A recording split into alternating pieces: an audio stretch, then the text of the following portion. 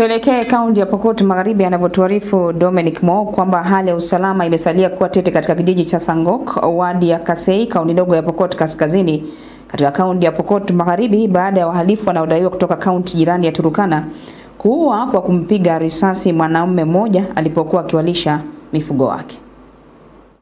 Veronica Chenangat, ambaye ni dada yake marehemu, ndugu alikuwa tegemeo la familia yao na sasa anataka idara ya usalama kufanya uchunguzi wa kina kuhakikisha wahalifu wanaohangaisha wakazi kila mara wanakamatwa na kuchukuliwa hatua za kisheria. Nahisi uchungu sana kwa kunipiga brother yangu mdogo. Kitambo babangu alikufa. Sasa nikategemea yeye ndiye alikuwa ananilipia school fees. Sasa hakuna mwenye tunategemea tena tangu alipiga yeye jana, sasa hakuna mwenye mimi nategemea mwingine kunilipia school fees. Tumebaki sasa yatima wote.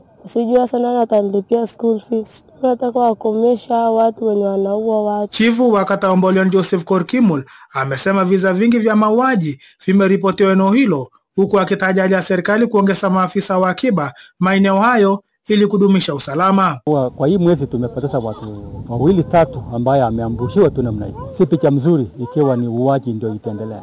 Naomba serikali wachukue hatua haraka iwezekanavyo ili kabla pia raia hawajaweza kufanya reaction ama ulipishaji wa kisasi, ili tupunguze hii uchungu isiendelee. Kwa sasa tunaomba tu serikali kwamba kama kuna uwezekano ya kuweza kuajiri NPR wengine waweze pia kutusaidia ama kutukumbuka. Naye Evelyn Shitandi, mmoja wa wanaharakati kaunti, ameshtuma waje hayo huku akiwahimiza viongozi na jamii kwa jumla kudumisha amani. Inahurumisha kupata ya kwamba vijana wanauliwa katika kijiji hichi, wanabakishwa wanawake peke yake.